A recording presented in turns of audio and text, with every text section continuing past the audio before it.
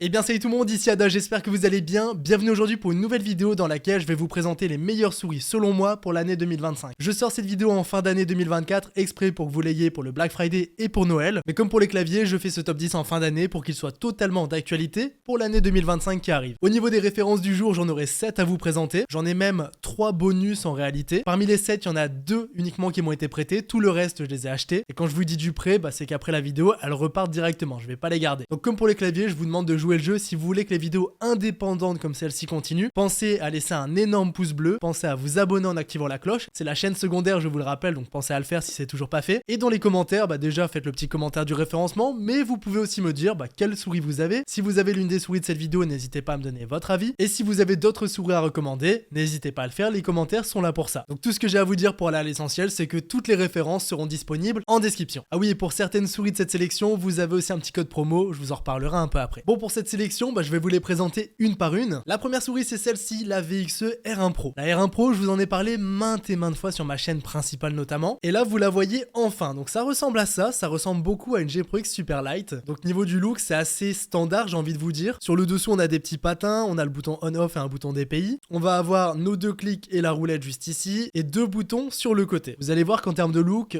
la plupart des souris se ressemblent. Au niveau de la sonorité, pour commencer,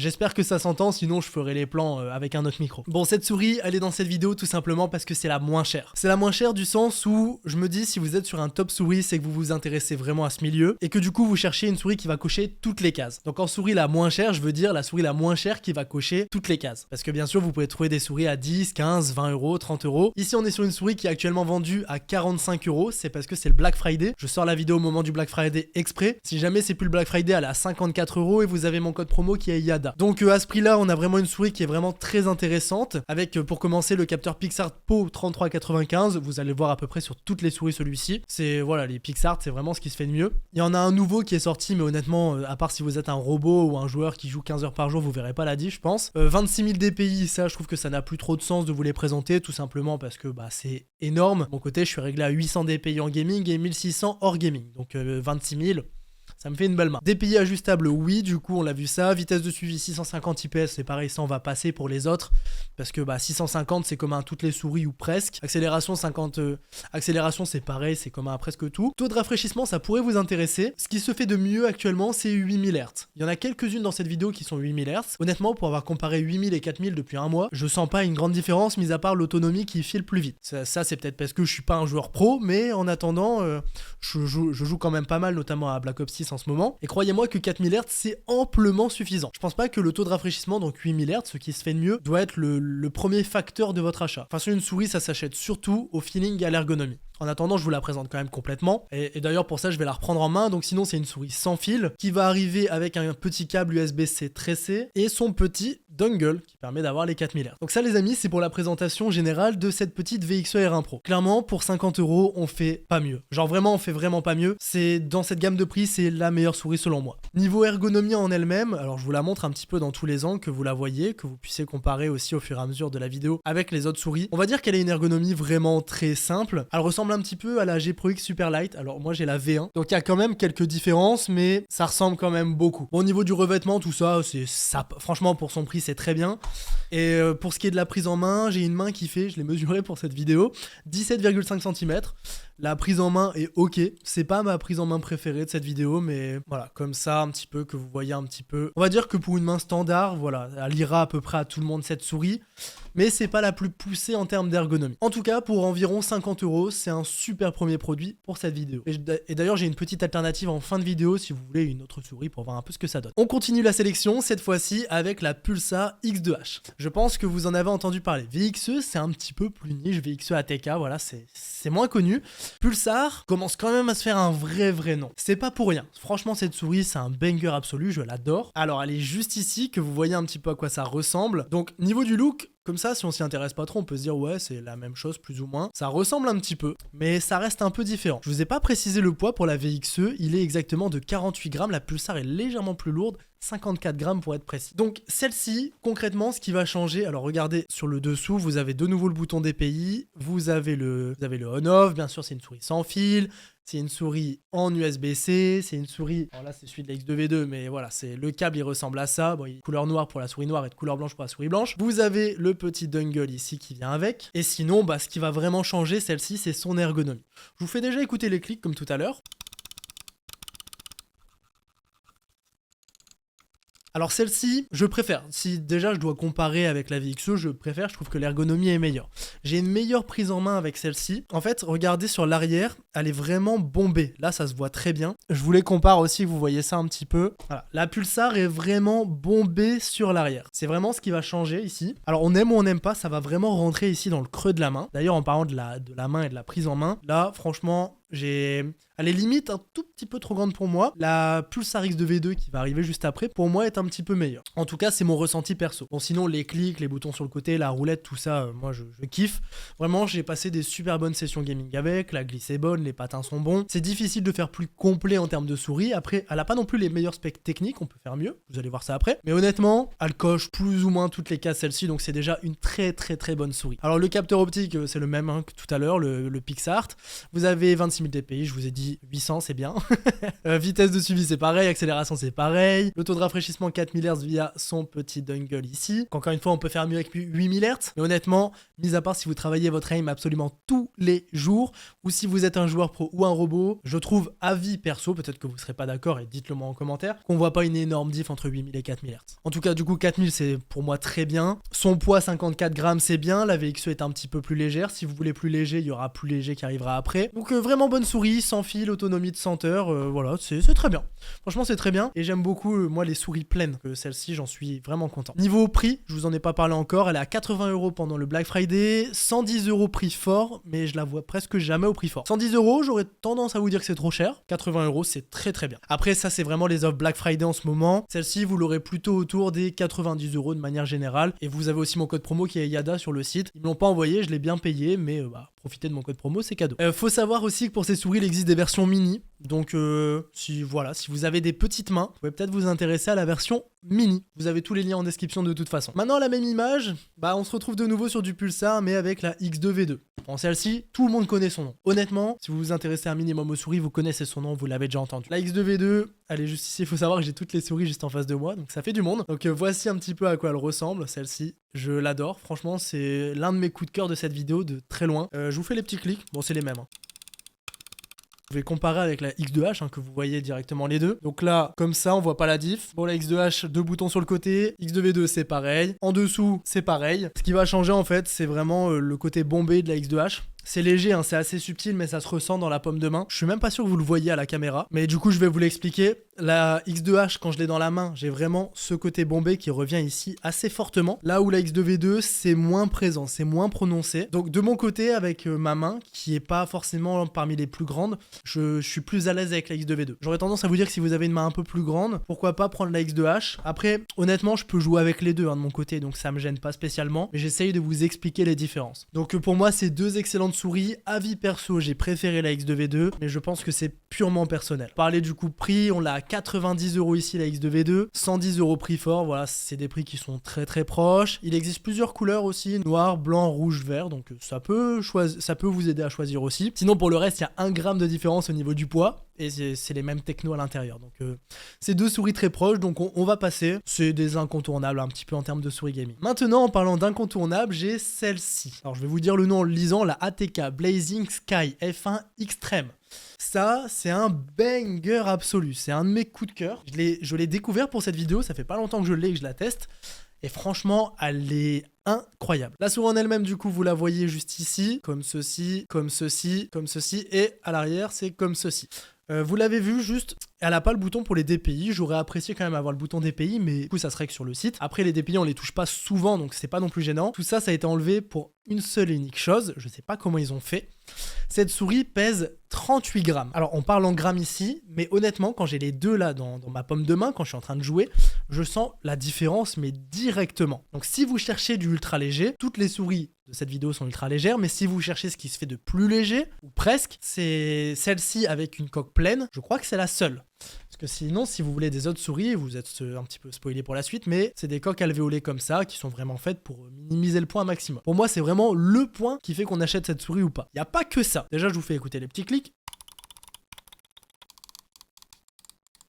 Voici. Pour ce qui est des patins, la glisse et tout, moi je la trouve top. Franchement, c'est très très bien. Je vais vous donner un peu les specs techniques aussi, parce que c'est important. Et là, vous allez voir qu'elle coche beaucoup de cases. Alors, le capteur, elle a de nouveau un PixArt, mais c'est le nouveau. Donc, c'est le 3950 Ultra. Honnêtement, pour être totalement honnête, basez pas votre choix sur ça, parce que que ce soit le nouveau ou l'ancien, ils sont excellents tous les deux. Donc, si vous êtes un robot, vous verrez la diff, sinon, je suis pas si sûr. Pareil, les DPI 42 000, c'est totalement démentiel, mais c'est pas ce qui doit baser votre choix. Ce qui doit vraiment baser votre choix, si vous cherchez du ultra léger, et c'est la forme de la souris en elle-même. Sinon, je regarde vitesse de suivi, il y a 100 de plus que tout à l'heure, c'est mieux, mais pareil, vous verrez pas une énorme diff, surtout si vous n'avez pas de quoi comparer. Et taux de rafraîchissement, c'est la première souris qui est 8000 Hz de cette vidéo. Donc c'est ce qui se fait de mieux. Après, comme je vous l'ai dit, entre 4000 et 8000, je sens pas personnellement une énorme différence, mis à part sur l'autonomie qui file à une vitesse grand V. Donc même celle-ci, je l'utilise en 4000, ça me va très très bien. Donc à ce niveau-là, pareil, pour moi, ça doit pas baser votre choix. Mais par contre, voilà, je vais vous dire ce qui, pour moi, est vraiment fort, c'est 38 grammes. Malgré les 38 grammes, on va garder une autonomie de 70 heures. Donc c'est peut-être un peu moins que les autres, mais ça restera très très bien, surtout pour son poids. Le fait qu'on ait ce poids-là avec une souris pleine, c'est ça, moi, qui me fait préférer cette souris aux autres. Vraiment, celle-ci, je l'aime beaucoup. Et sinon, c'est son ergonomie en général.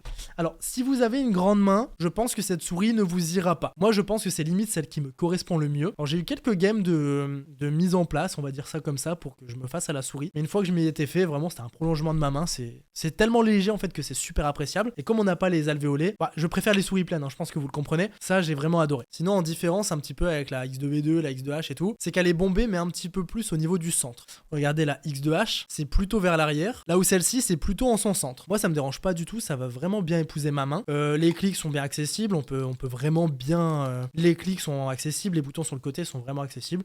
Enfin bref, c'est une souris qui coche, pour moi, absolument toutes les cases. Et d'ailleurs, je l'ai pas précisé, elle arrive bien sûr avec son dongle et un câble USB-C. Donc voici pour celle-ci, franchement très bien, juste son petit point faible, c'est si vous avez une grande main, je pense qu'elle ne vous ira pas. Après, libre à vous de la commander, d'essayer, si ça va pas, de faire un retour ou quoi. Niveau prix, c'est le dernier point que j'ai pas évoqué, 85 € pendant le Black Friday, 100 € en prix fort, voilà. Son prix fort, je trouve pas déconnant, c'est une très bonne souris. On enchaîne maintenant avec la suite, et ici, on passe sur du Dermoshark. Ça, c'est le modèle d'Aero. Alors déjà, le packaging a été très soigné, je la trouve très jolie la boîte. Est-ce qu'on achète une souris pour sa boîte? Pas du tout. On achète une souris pour la souris. Regardez-moi ça.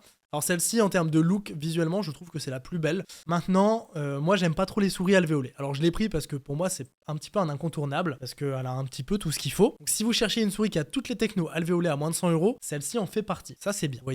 Vous voyez les boutons en dessous, l'USB-C, la roulette qui est super belle. C'est bien customisé, j'aime beaucoup. En parlant de la roulette, elle est assez dure. Genre si ça a l'importance pour vous, je vous le précise. Toutes les autres roulettes sont très très smooth, genre vraiment c'est top. Ici on sent vraiment que c'est un peu plus dur, c'est plus cranté en fait. Moi j'aime un peu moins. Sinon celle-ci, ça va être rédhibitoire pour beaucoup de monde, elle est vraiment petite. C'est la plus petite souris que j'ai dans cette vidéo, regardez, ça se voit immédiatement. Ça c'est vraiment, si vous avez une grande main, c'est totalement banni. Même moi je la trouve trop grande pour moi alors que j'ai pas une très grande main. Genre vraiment ma main est assez petite. Regardez, je peux vous comparer ça comme ça avec la X2V2, vous voyez un petit peu, avec la VXE et avec une souris grande taille que vous allez voir juste après. Hop, voilà.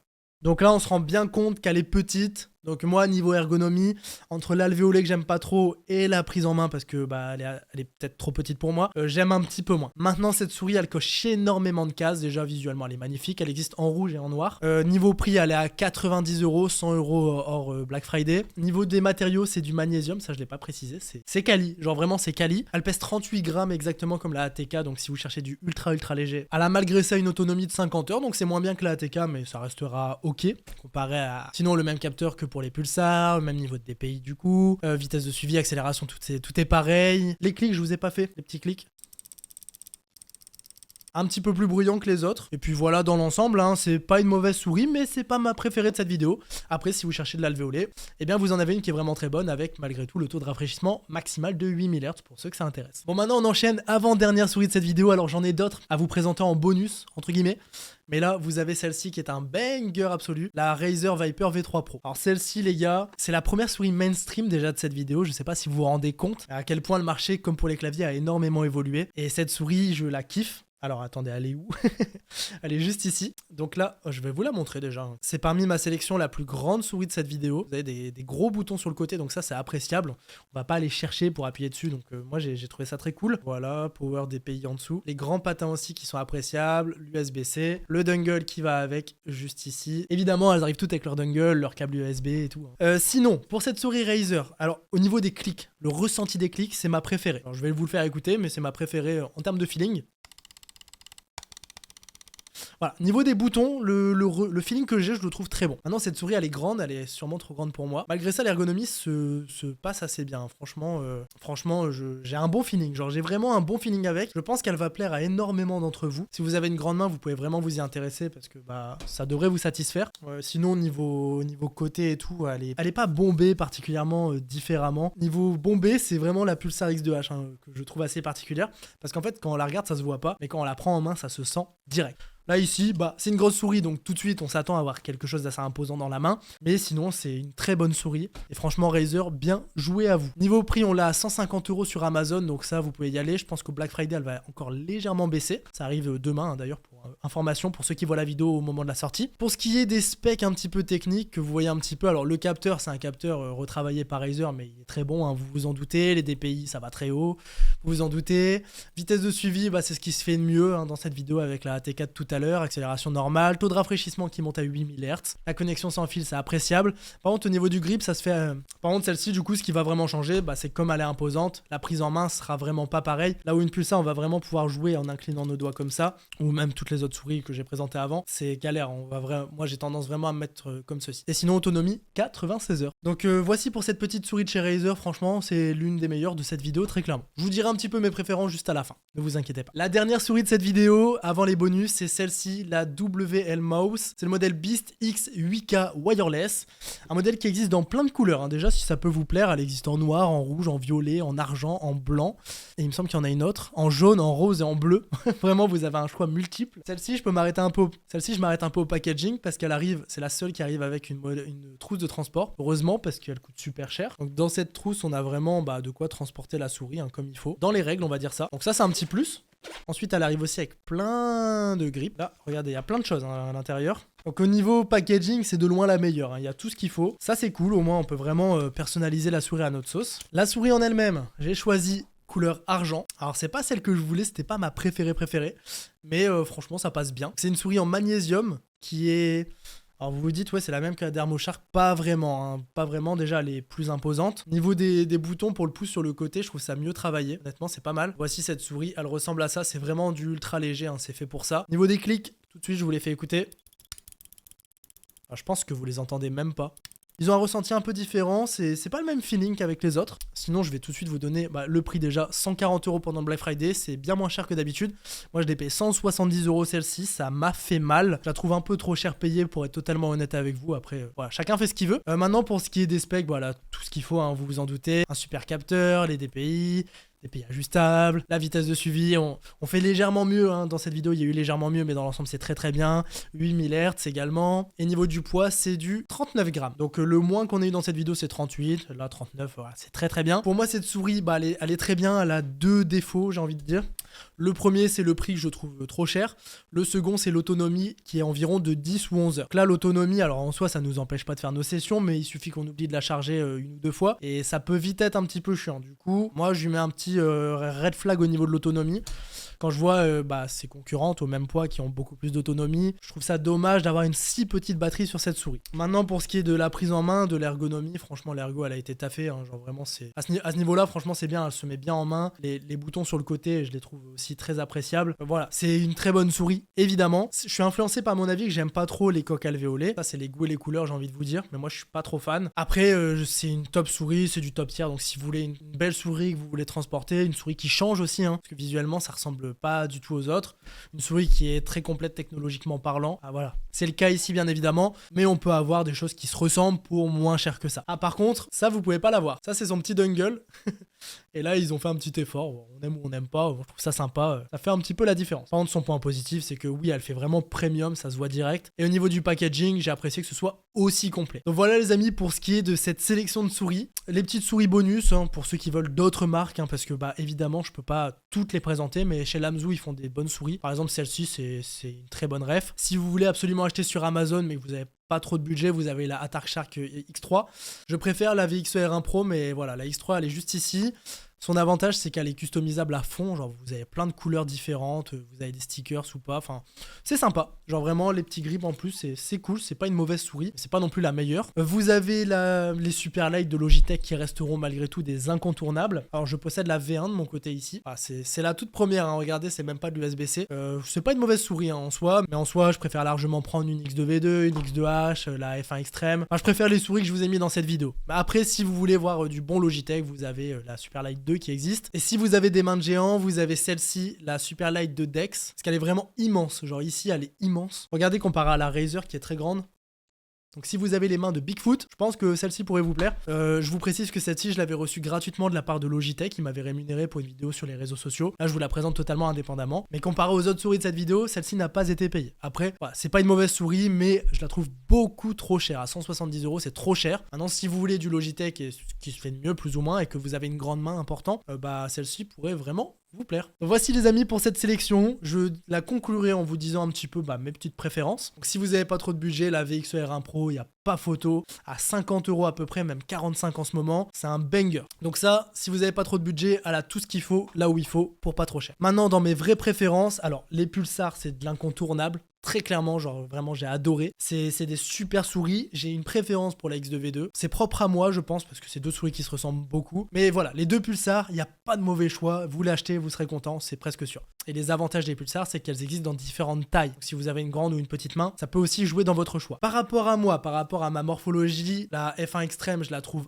incroyable. Genre vraiment celle-ci, elle a toutes les dernières technos, les derniers capteurs. Donc vraiment celle-ci, son poids et le fait qu'elle ne soit pas alvéolée, je valide plus que tout. Et en plus de ça, elle a toutes les meilleures technologies à l'intérieur. Donc celle-ci, j'adore particulièrement. Mais je maintiens quand même, vous serez peut-être pas d'accord avec moi, n'hésitez pas à le dire en commentaire.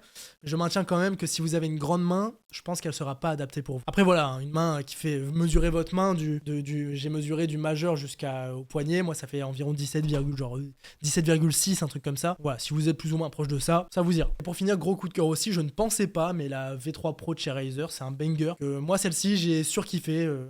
La glisse est bonne, la prise en main est bonne, les clics, c'est mes préférés au niveau des clics. Franchement, j'ai adoré. Donc Razer, super boulot aussi. Voilà, après les autres, c'est aussi du très bon matos, mais c'est un petit peu moins à mon goût et par rapport à mon utilisation, j'aime un petit peu moins. Voilà, si je dois les classer, j'aurais fait ça, je les aurais mis un petit peu plus bas. Donc voilà les amis, c'est maintenant la fin de cette vidéo. J'espère beaucoup qu'elle vous aura plu. Surtout, j'espère vous avoir aidé. Si c'est le cas, pensez à l'énorme pouce bleu, pensez à passer par mes liens qui sont présents en description pour commander. N'oubliez pas le petit code promo quand vous pouvez le mettre sur Maxisport, c'est toujours 5% de prix. Et puis voilà les amis, donc j'espère que cette vidéo vous aura plu. C'était Yada, on se dit à très bientôt. Salut tout le monde.